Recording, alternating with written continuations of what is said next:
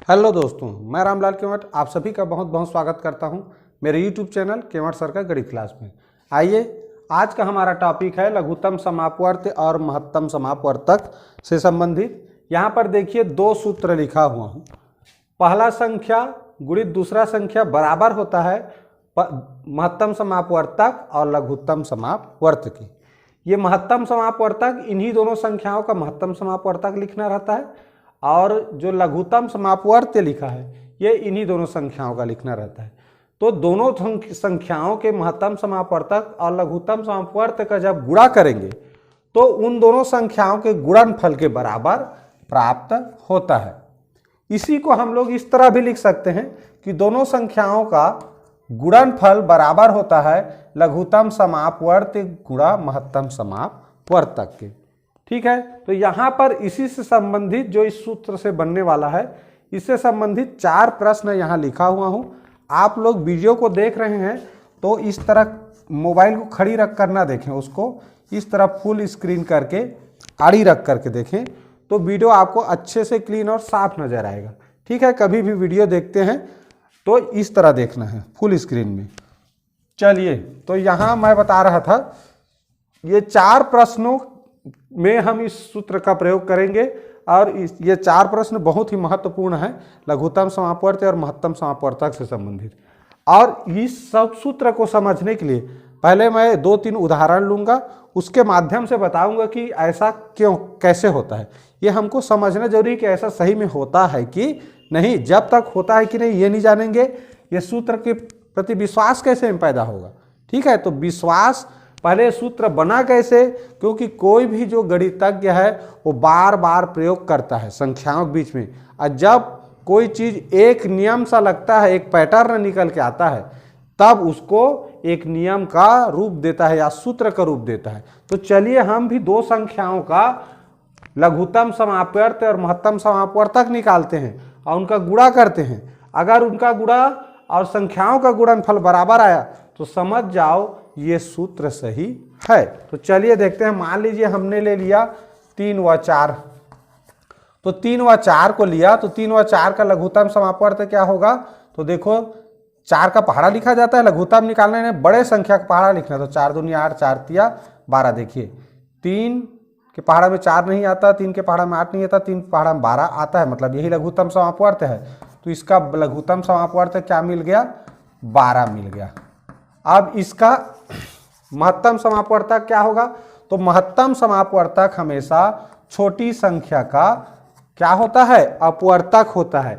कभी भी 2 संख्याओं का 3 संख्याओं का महत्तम समापवर्तक निकाल रहे हैं तो उनमें से सबसे छोटी संख्या का अपवर्तक लिख लो। तो अपवर्तक मीन्स क्या होता है, भाजक। तो 3 1 से विभाजित होता है और 3 से। तो अब देखना है बड़ी संख्या से कि 3 से 4 विभाजित होता है क्या, नहीं होता, 1 से होता है, मतलब 1 क्या हो गया, महत्तम समापवर्तक हो गया इसका। अब देखिए इन दोनों का गुणा करें। ये हमारे पास 2 संख्या है 3 और 4, और ये उसका लघुत्तम समापवर्त है और एक क्या है, महत्तम समापवर्तक है। तो इनका गुणा कीजिए। तो देखिए इसका 4 तिया 12, 12 1 कम 12 आया। ठीक, इससे सिद्ध होता है कि पहला संख्या 2 संख्या लें और उनका लघुत्तम समापवर्त निकालें और उन दोनों संख्याओं का महत्तम समापवर्त निकालें और दोनों का गुणा करें तो दोनों आपस में बराबर होता है। ठीक, एक प्रश्न से। अब देखिए दूसरे टाइप का प्रश्न लेके देखते हैं उसमें फिट होता है कि नहीं ये सूत्र।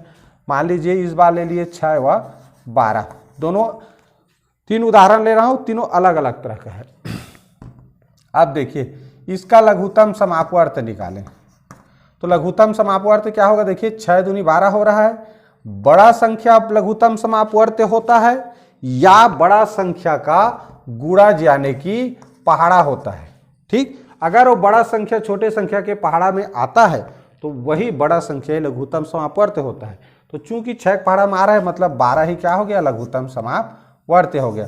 अब महत्तम देखें तो छोटा संख्या का अपवर्तक होता है। तो 1 2 3 6 ये हो गया सबसे छोटे संख्या 6 का अपवर्तक। अब देखें 6 के पहाड़ा में 12 आता है, आ रहा है, इसका मतलब 6 हो गया क्या, महत्तम समाप वर्तक। अब देख लीजिए सिंपल सी बात है, यहाँ दो संख्या हमने लिया 6 व 12, तो इसका भी गुणा करेंगे 12 6, तो दोनों वही है, तो उत्तर एक समान आएगा ही, आएगा ना, 12 6 का 72, ये भी 12 6 का 72, मतलब ये सूत्र में फिट बैठ रहा है। अब तीसरा संख्या लेते हैं उदाहरण के रूप में। मान लीजिए हमने ले लिया 6 व 8। अब 6 व 8 में पहले निकालेंगे लघुत्तम समापवर्त्य, फिर महत्तम समापवर्तक। तो इसमें देखो 8 दूनी 16, 8 तिया 24, 6 के पहाड़ा में 16 नहीं आता, 24 आ रहा है, तो 24 हो गया लघुत्तम। अब सबसे छोटी संख्या का अपवर्तक लिख लेते हैं। अब देखिए 8 के पहाड़ा में, 6 के पहाड़ा में 8 आता है क्या? नहीं आता। 3 के पहाड़ा में नहीं आता, 2 के पहाड़ा में आता है, इसका मतलब 2 क्या हो गया? महत्तम समापवर्तक। अब देखिए गुणा करते हैं, इनका गुणा करें कितना आया? 24 दूनी 48, सॉरी 24 दूनी, हाँ 24 दूनी 48, इसका 6 अट्ठे 48, देखिए बराबर आया।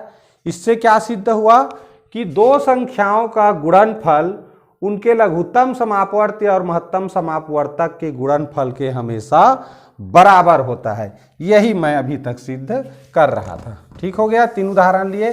इस तरह क्या समझे हम कि ये जो सूत्र है वो सही कह रहा है कि कोई भी दो संख्या ले लो आप, उसका गुणनफल करो और उन दोनों संख्याओं का लघुत्तम समापवर्त्य निकालो और महत्तम समापवर्तक निकालो, उन दोनों का गुणा करो तो इनका गुणनफल और दोनों संख्याओं का गुणनफल हमेशा बराबर होता है। ठीक। दूसरा चीज, एक और चीज जानना है, मान लीजिए 3 व 4 को का गुणा किए तो क्या मिला हमको? 12 मिला। तो ये 3 और 4 वास्तव में क्या है? इस तरह है। यहां देखिए जब 3 से हम 12 को भाग करते हैं तो भागफल क्या मिलता है? 4 मिलता है। अब इस 3 और 4 का अगर आपस में गुणा करें तो ये 12 मिलता है। मतलब क्या हुआ कि ये 12 वास्तव में भाज्य है और 3 भाजक है, 4 भागफल है। अगर 4 को भाजक माने तो 3 भागफल है। जैसे मैं यहाँ 4 से भाग करूं तो भागफल 3 आएगा। तो इसका स्थान परिवर्तन कर सकते हैं। 3 को भाजक मानेंगे तो भागफल 4 आएगा, 4 को भाजक मानेंगे तो भागफल 3 आएगा। बस ये सिद्धांत इस प्रश्न में जानना जरूरी है। चलिए अब देखते हैं पहला प्रश्न, फिर समझेंगे कैसे हल करते हैं इसको। पहला प्रश्न लिखिए, लिखा है दो संख्याओं का लघुत्तम समापवर्त्य 40 तथा महत्तम समापवर्तक क्या है? लघुत्तम समापवर्त्य गुणित महत्तम समापवर्तक। ये हम सूत्र यहां से याद रखेंगे कि लघुत्तम समापवर्त्य और महत्तम समापवर्तक का गुणा करना है। तो प्रश्न में क्या दिया है? लघुत्तम समापवर्त्य 40 और महत्तम समापवर्तक 4। दोनों संख्याओं का गुणनफल क्या होगा? दोनों संख्याओं का गुणनफल क्या होगा? तो यहां से जान रहे हैं, लघुत्तम समापवर्त्य और महत्तम समापवर्तक का गुणा कर दोगे तो क्या मिल जाएगा? ये दोनों संख्याओं का गुणनफल के बराबर है। इन दोनों का गुणा करने से दोनों संख्याओं का गुणनफल मिलेगा। तो कर लेते हैं 4 चौक 16 और 0 के 0। इस तरह क्या हो गया? पहला प्रश्न का उत्तर 160। याद रखें, लघुत्तम समापवर्त्य और महत्तम समापवर्तक दिया है तो उनका आपस में गुणा करना है, और प्रथम संख्या दूसरा संख्या दिया है तो उनको आपस में गुणा करना है, तो इसका गुणनफल मिल जाएगा। ठीक। क्या किया हमने? लघुत्तम समापवर्त्य महत्तम समापवर्तक का गुणा कर दिया तो दोनों संख्याओं का गुणनफल प्राप्त हो गया। ठीक। इसके बाद देखते हैं नेक्स्ट क्वेश्चन। अगला देखिए, लिखा है दो संख्याओं का महत्तम समापवर्तक तथा लघुत्तम समापवर्त्य क्रमशः 6 व 12 है। यहाँ ये जो क्रमशः शब्द है इसका भी अर्थ जानना जरूरी है। गणित में बहुत जगह ये क्रमशः शब्द आता है, तो इस क्रमशः शब्द के पहले क्या लिखा है उसको देखना है। देखिए, महत्तम समापवर्तक तथा लघुत्तम समापवर्त्य, तो महत्तम समापवर्तक पहले है, लघुत्तम समापवर्त्य बाद में। इसका मतलब इसके बाद जो संख्या है महत्तम समापवर्तक पहले लिखा है तो पहला वाला महत्तम समापवर्तक हुआ, अब बाद में लिखा है वो लघुत्तम समापवर्त्य। तो दोनों दिया हुआ है तो क्या क्या लिखा है? 6 गुणित 12 हो जाएगा। लघुत्तम महत्तम दिया है उसका क्या करना है? गुणा करना है। उसके बाद लिखा है उनमें से एक संख्या 12 है, तो इस तरफ एक संख्या पता है 12 और हमें दूसरा संख्या पता नहीं है, ये इस तरह। ठीक। तो ये लघुत्तम समापवर्त महत्तम समापवर्तक पता है और एक संख्या पता है।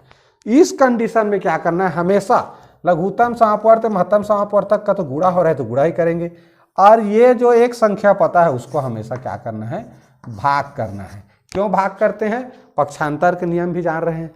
इधर से जब गुणा में हो तो उस तरफ पक्षांतर करते हैं, बराबर चिन्ह कुछ पाल ले जाते हैं तो वो भाग हो जाता है। क्योंकि हमें दूसरा संख्या जानना है तो इसको भाग पक्षांतर करेंगे, 12 और 12 कैंसिल, आपस में क्या बचा 6, यही आंसर है। दूसरा संख्या क्या होगा, 6 होगा। ठीक, इस तरह तो ये हो गया हमारा दूसरा। इसमें एक और भी जान सकते थे, देखो 12 है, यहाँ 12 की जगह 12 दिया है तो यहाँ 6 है, मतलब इधर भी 6 होगा क्योंकि दोनों बराबर है।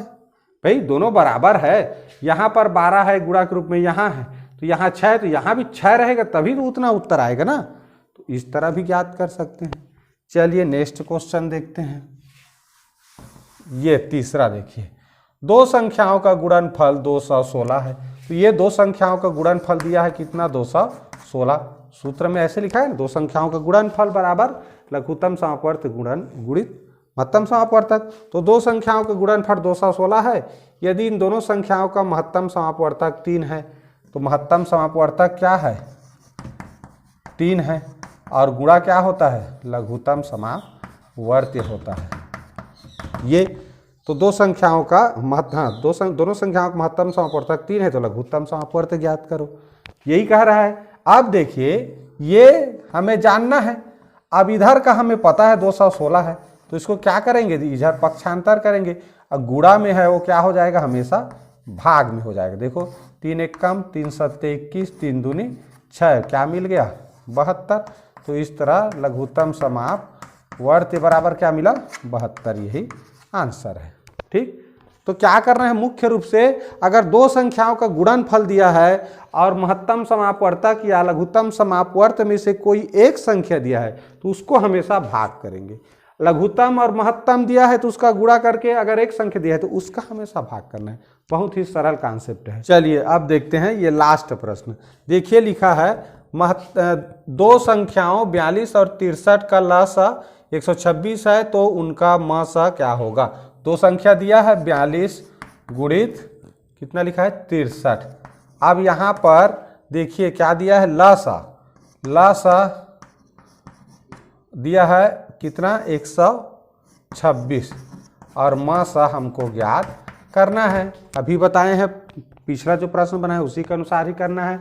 हमें मसा जानना है तो क्या करेंगे, 126 को पक्षांतर करेंगे इस तरह, तो गुणा में है वो क्या हो जाएगा, भाग में। 21 दूनी 21 छक, ये हो गया 21, सॉरी ये 126 है, 21 छक्का 126। अब देखिए 2 एक कम 2 तिया, 3 से 3 दूनी 3 एक कम, इस तरह उत्तर क्या मिला 21। तो 21 हो गया इसका मसा। तो इस तरह से हम जब भी इस तरह का प्रश्न आएगा, अगर लघुत्तम समापवर्त और महत्तम समापवर्तक दिया है तो उसका गुणा ही करना है, और कोई भी एक संख्या दिया है तो उसका भाग करना है। ठीक है, अगर दो ही संख्या दिया है, जैसे देखिए इस प्रश्न में केवल दो ही संख्या था तो उनका गुणा करेंगे तो दोनों संख्याओं का गुणनफल प्राप्त हो जाएगा। दो संख्याओं का गुणनफल दिया है, प्रश्न में पूछा है लघुत्तम समापवर्त महत्तम समापवर्तक का गुणनफल क्या होगा, तो वही दोनों संख्याओं का जो गुणनफल होगा वही उनका भी गुणनफल हो जाएगा। ठीक, तो इस तरह इन दोनों सूत्र को ध्यान में रखना है और उसके बाद ये आसानी से हल हो जाता है। और ये सही में होता है कि नहीं, ये मैं शुरू में आप लोगों को सिद्ध करके 3 संख्याओं का जोड़ा लेकर के बताया हूँ। आशा है आप लोगों को यह वीडियो अच्छा लगा होगा। इस तरह के प्रश्न और बहुत सारे हैं पुस्तक में, उनसे आप अभ्यास कीजिए, और गणित को अभ्यास से ज़्यादा और अच्छे से सीखा जा सकता है। और कुछ भी बात जो स्पष्ट ना लगा हो तो कमेंट करके ज़रूर बताइए। वीडियो अच्छा लगा हो तो लाइक ज़रूर कीजिए। पूरा वीडियो देखने के लिए बहुत बहुत धन्यवाद।